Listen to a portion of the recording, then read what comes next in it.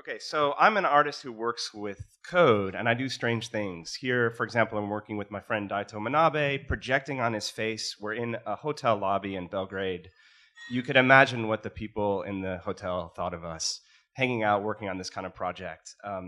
I try to do things that are happening in real time that take the body, that take movement from the body and transform them.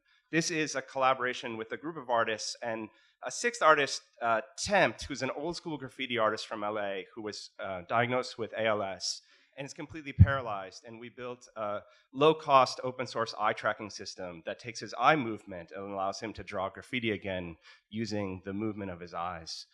This is a recent project I created called Play the World. This is an instrument where when you press a note on the keyboard, it's finding that note in radio stations from around the world. So it's listening to radio from all over the world, and that note could be coming from Nigeria or Siberia, from Brazil.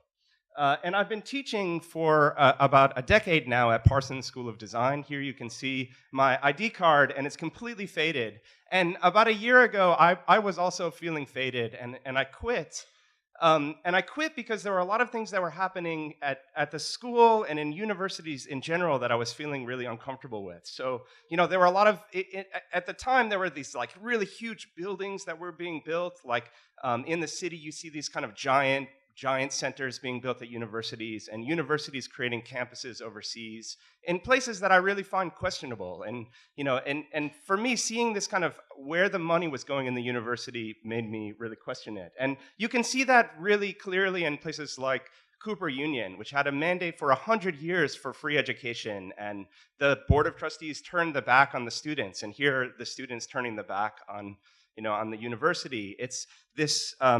It's the disillusion of what I think schools should be. So, we've been thinking about this, my friends and I have been thinking about this for a while now, of sort of what is the antithesis of sort of big, expensive, famous schools, and what education should be. And for us, it's really about people in a room, people in a space together and trying to create a space together, trying to create that space. So we've created this school. It's called the School for Poetic Computation. We don't have a logo yet. We're working on it. If you have ideas, we're all ears. And it's really about poetry and thinking about the word poetry, which for us is a great way of describing this work that we do. Poesis is an ancient Greek word which means to make.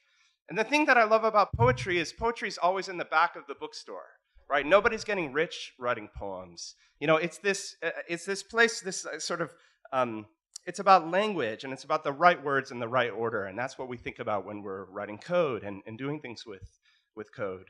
And we start the school with language. So actually the first thing that we do as a school is we sit all together and we just write questions, just all the questions that we have in our head. And we start the school with questions rather than answers, that it's about questions, and the questions lead to conversation, and the conversation leads to knowledge.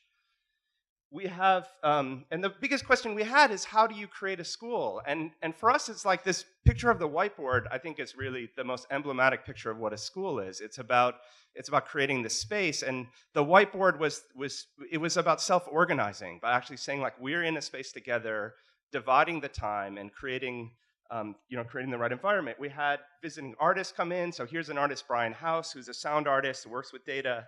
And for us, it was really beautiful to meet these heroes and have them come in and show their work and kind of get us all inspired and really show us how you can promote your work through your values.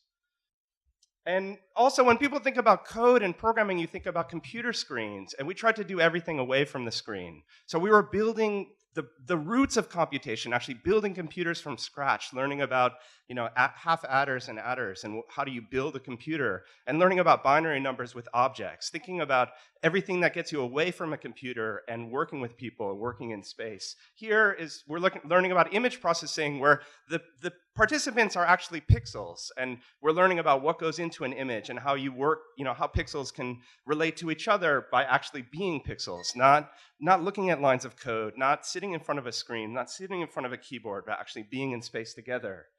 Every day about 5 p.m. is this time, we call it the golden hour, and it's this magical time of sunset, and usually it's like spontaneous dancing, and really like strange things happen during the golden hour.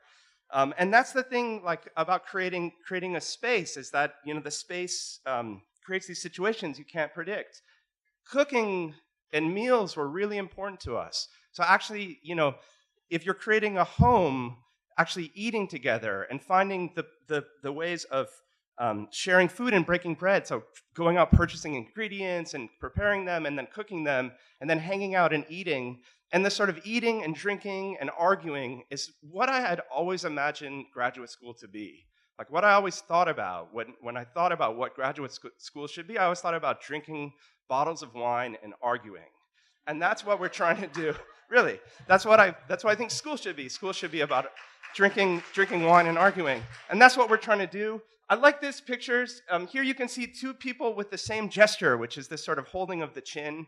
That's what we're trying to do. We're trying to create this space for people to come together, like a school or a residency, but also to have this moments of pondering. And you need that to be social, because all learning is social. Here's a couple example projects. The Insecurity Cam by Andy Clymer. This is a camera that looks away when you look at it. And Taste It by Simona De Rosa. This is an investigation of ingredients and computationally figuring out how far away the ingredients are and creating a menu through code. So writing software to create a tasting menu. This is the sign on the front door. So we can't afford a big building. We can't afford a sign. We really can't afford a lot. But this is the sign on our door. The door is always open. And we would love for you to come see what the School for Product Computation is all about.